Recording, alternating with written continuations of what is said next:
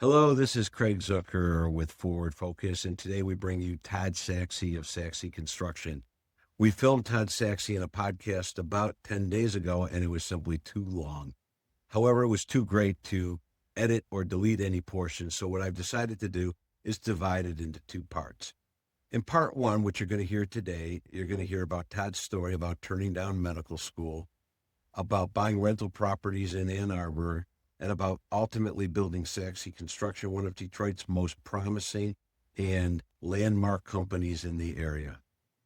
Todd talks about risk, entrepreneurship, and how he learned to think differently about business decisions. Truly riveting discussion, all found in part one. Let's get started.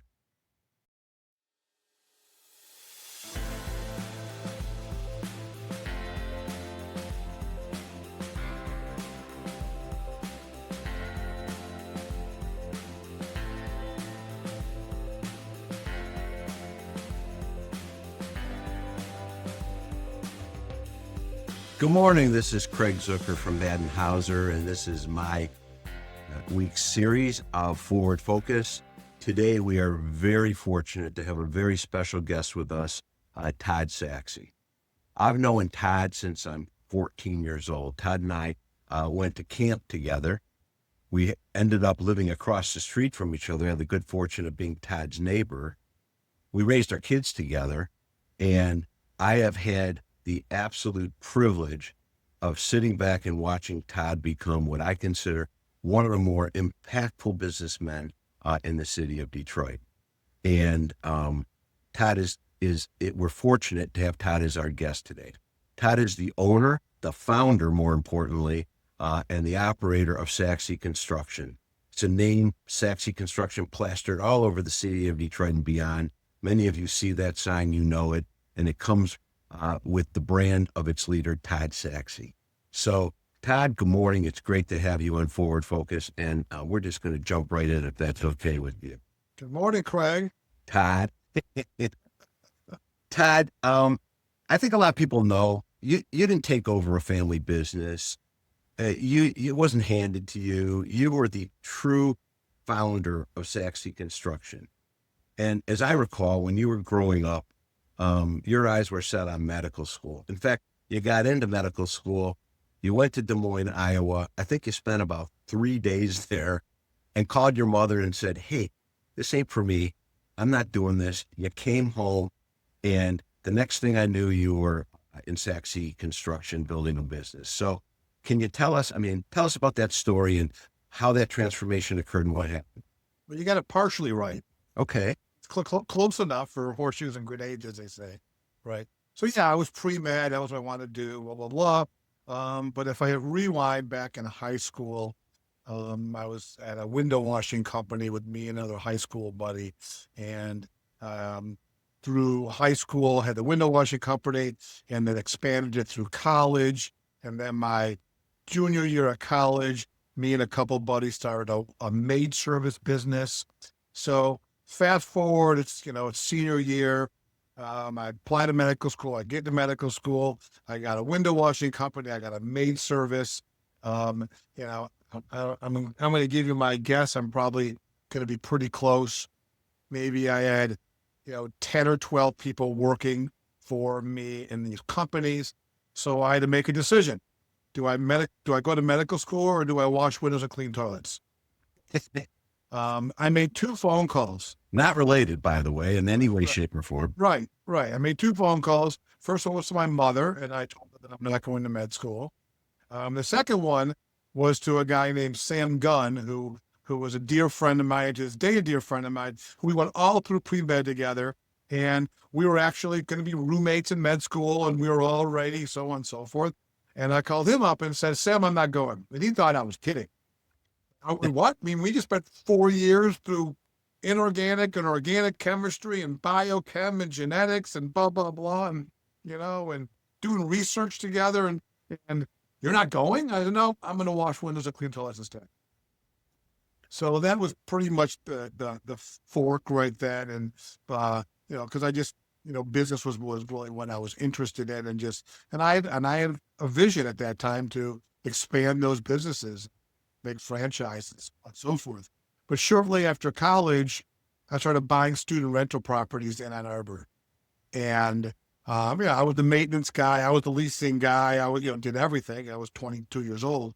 Um, and, I kind of was fun. It was interesting. It was cool. I still had my cleaning businesses. And then I had an opportunity to buy some land in Ann Arbor with a couple other guys and build a 100-unit apartment complex. I had absolutely no idea what I was doing. At this point, I was 26 years old, so 4 years after college, and hired an architect. And I live in Ann Arbor. The land was in Ann Arbor.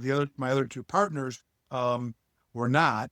One of them was actually my cousin. Well, I say my cousin. It was a cousin. How you doing? Married my first cousin. You know him. His name is Ken Silver. You know Ken Silver. Okay, who was my neighbor friend, right? Yep. And another older gentleman named Larry Shallon. And I was in Arbor, so basically I was the guy, quote unquote, in charge of this project, not knowing what I was doing. So we hired a superintendent, and I spent 14 months on the job site. Superintendent worked for me, but I worked for him. I was his bitch, okay, on the job site for 14 months, building this project, and I just had a riot. It was literally so much fun. So when that was done in 91, so 2 years later, I said, you know what, this is great. So I had my cleaning companies. I had an office in Ann Arbor. I had an office in Farmington Hills, blah, blah, blah. I think probably had 40 or 50 people working. Wow. Me at that time, between housekeepers and window washers and so on and so forth. And I said, you know what? I'm going to sell the cleaning business and sell the construction company. And that was pretty much it. And it was me and a telephone. I came with a very creative name, Sachse Construction. That was a lot of thought, wasn't it? Yeah, very creative, right? And I run a 10-foot by 10-foot office in somebody else's office, and just started making phone calls. Trying to get anybody to hire me to build them something. So, are you married at this point, or you're married? I was like 12 years old when I got married. Actually, I was engaged 6 months out of college and married 6 months later. So your wife, who I know very well, Karen, she probably thinks she's marrying someone who's going to be a doctor, ends up in the construction industry, right? No, she actually thought she would marry somebody who was a maid, window washer. Because at that time, I was literally a maid and a window washer. But she went for it, and here you are. I think like myself, we're going into close to 40 years of marriage, and seems that story worked out well. It worked. Todd, that was a tremendous risk. I mean, you had to call your mother, say, I'm not doing what I primed for 4 years to do, and I'm going to run my cleaning business, right? I mean, how'd that go over with your mother when you made that call? If you didn't know my mother, you probably didn't know her, but her comment to me was, whatever you want. That went to work for me. But literally. I mean, she was like, okay, whatever you want. I remember very well you telling me, I think it was your grandfather that told you books were good and hammers were bad. Yeah, they all say, book good, hammer bad, right? Yeah. You used to tell me that. Yeah. That actually came from Nancy Reagan. Okay. But here you are, smashing the hammers. What happened? No books along. Yeah. But Todd, what this says is, from the get-go, you're 22 years old. You took a huge risk. So, and that hasn't stopped. I mean, I've watched you. That hasn't stopped. You take tremendous risk every day. So for our listeners, tell us, how do you evaluate risk versus reward? How do you get there? So I think that's something you're either wired for or not. I actually believe from my years of working with people, team members, other business owners or executives, that risk is not a teachable trait. You're either cursed with it or not. And I just kind of feel maybe even as a kid, I was a high risk person. I just took risks, whether it be physical risks, emotional risks, economic risks. One might say, is it because you're confident that you'll do okay? Or is it that the risk is not, you don't view the risk as great as somebody else may view the risk? So, I used to say when I was 22 or 23 or 25 or 28 or 30, I had nothing to lose. Wow. So what did I have to lose? I mean, what was my risk? I didn't have any money. I wasn't a member of the Lucky Sperm Club. Uh, I had to work for a living. So if I do this and it doesn't work out, it's not like I didn't lose anything. I didn't have anything to lose. You know what I mean? Yes. It's interesting, as you get older and you actually have more to lose, that's when it becomes way more difficult to take risks because you have more at risk. Of course. But when you're younger, I never viewed my decisions in my 20s and probably even into my 30s as risky. I don't view things today way riskier than I did then. But you're still taking on those risks every time. I take it you get involved in one of these large projects, which we see all around us in Detroit. And I know you're all over the country and beyond, I think, at this point. Every one of those is a risk, right? Yeah. So it's different now. And the difference is, yes, it's the risks are 100x greater today than they were. Okay. The risk is greater, and not just the risk, the complexity of what I'm doing is riskier, and the loss is way greater than it ever was. However, 30 plus years, 34 years later, I also have an infrastructure, and I also have incredible team members and partners who I have incredible confidence and trust, right? So it's become, over the years, though it's way riskier, I also have way more resources to manage the risk, right? And confidence in those people, because everybody in my company now does things better than I could ever do them. I used to think when I was younger, and there may have been a short period of time that I was correct. Then there was probably a long period of time that I was wrong. Okay. Well, meaning for a period of time, I believed that I could do everybody's job better than they could. And there was probably a period of time that was true. Then there was another period of time that probably went on for a long time, probably 10 years, that I thought I could do everybody's job better than they could, but I was wrong. I actually couldn't. Okay. And you had to acknowledge that, I take it. Yeah, but I got it. Hey, I think, probably from the time I was 35 to 40, I probably thought that, but I was wrong. Eventually you realize, shit, you know what?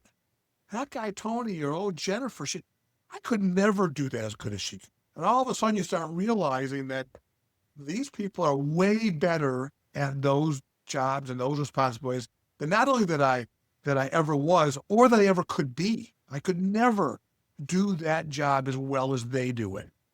So never achieve that. I want to come back to your team and the people you surround yourself. I think that's a great topic, but I want to go back a minute to risk versus reward, because there's a bright line between me and you in risk versus reward, because unlike you, who evaluates your decisions at the risk standpoint and are open to taking on those risks after it's quantified and you process and so on. We as lawyers, and we at Maddin Hauser, we build it from the worst case scenario up. Okay. We get the two brothers come in and say, we love each other and we want to go in this business. It's going to be great. And we say, what if it's not? So let's build in the program. Let's build in the documents. Let's build in the plan that takes you through the failure. And so we're kind of dismal thinkers. We hope it works out great, right? But we plan for the worst and hope for the best. Whereas I think, Todd, you plan for the best. Do you take into account what if it fails? Do you? Yeah. I mean, the short answer is yes, but the longer answer is, first of all, let me back up. I don't want to say never. It's almost never about economics. It's a really important thing. Because what? Because why? Because the economics are not what's important, right? The economic risk is not what I worry about, right? I only care about reputational risk. That's all I care about, because economic risk is measurable. I know if we do this, we're gonna lose $1, whatever it is, $1, a million, 10 million, 50, whatever make it. That's just economics. That's irrelevant, because you can recover from an economic risk, okay? But you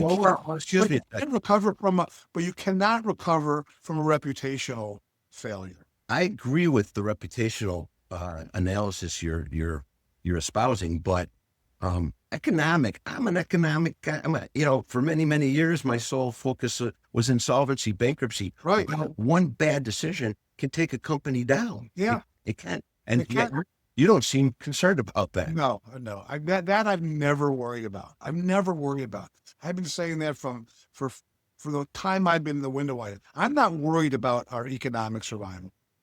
We will, and it sounds crazy, we will always economically be fine.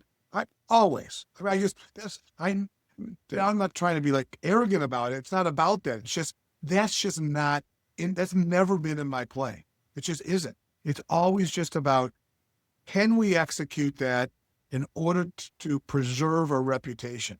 Because even if I lose money on that, and we've had projects, we've lost our ass. If I sat there and said, in 34 years and the thousands of projects that we've done, they all went economically right.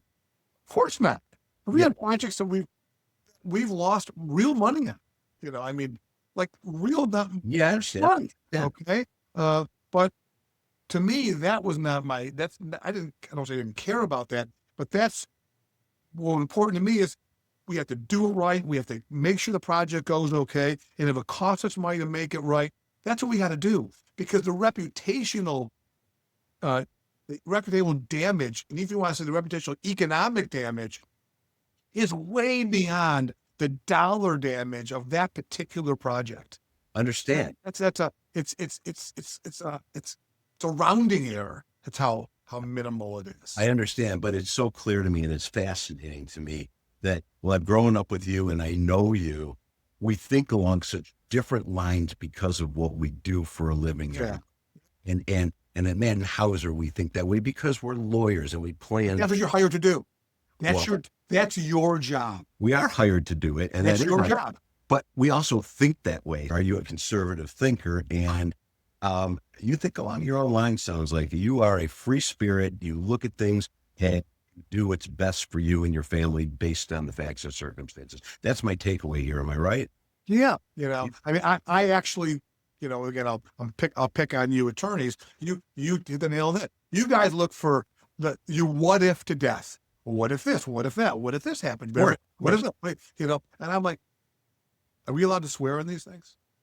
I'd watch it, Okay, all right. Stop with the what ifs. I don't give an F about the what if. You can what if to death. That's why actually I talk a lot about, not a lot, but I say, people who go get MBAs, will basically destroy their entrepreneurial spirit. Because what do you learn in business school? You learn to all the risk.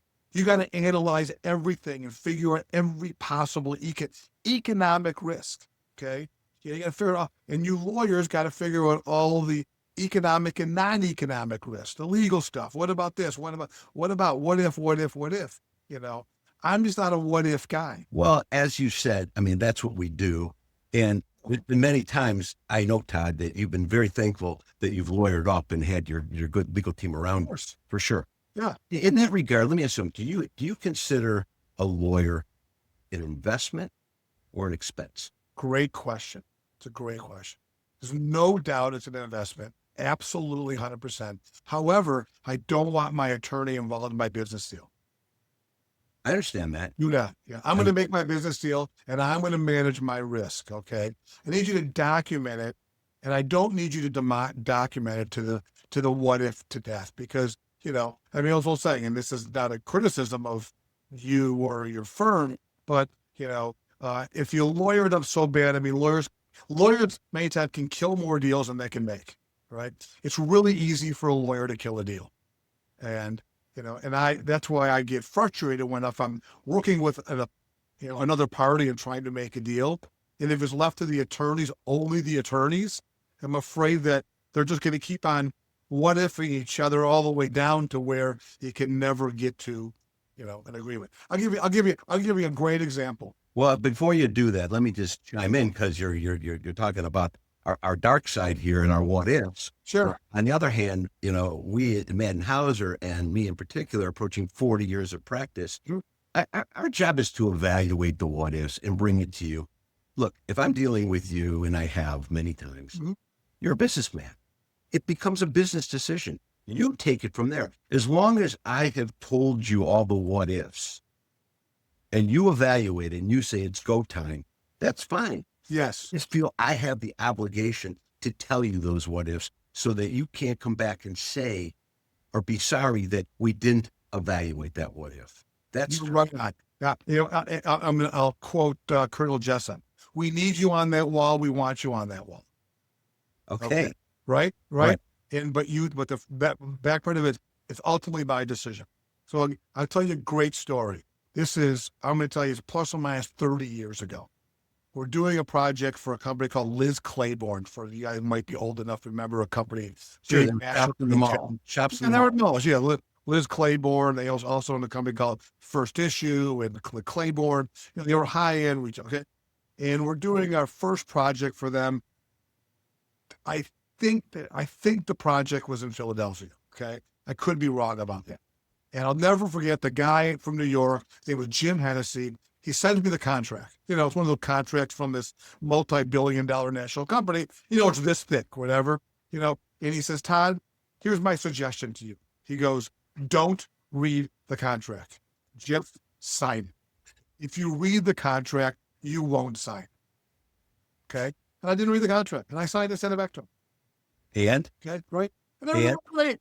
For the next, 5, 10 years, we did dozens and dozens of projects for Liz Claiborne all over the country. No problems.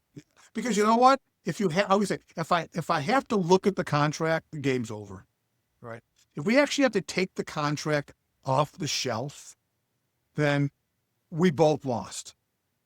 If we can't solve it without looking at the contract, then we got a much bigger problem. So this brings me to another question about you. Are you a rear view mirror guy? It's so funny you say that. I would say that at least once a week I do this. Because? That's the physical of taking the rearview mirror, ripping it off and throwing it away. Todd, it's I'm like the opposite of a rear view guy. My rear view doesn't work. There's a reason they say that the front windshield is much larger than the rear window. Yeah, I never heard that, but okay, I get that. Okay. Yeah, and it sounds like you're that guy. You're looking forward. I rip it off. Well, and this is why you are my perfect guest. My podcast is forward focused, and we are forward focused people, and we're looking ahead. Mm-hmm. So let's talk about that. How are you looking ahead? Because as we sit here today, the world today is so much different than when I met you at 14. And the world is so much different from the day you opened up the doors of Sachse Construction to today. I trust you agree with that, right?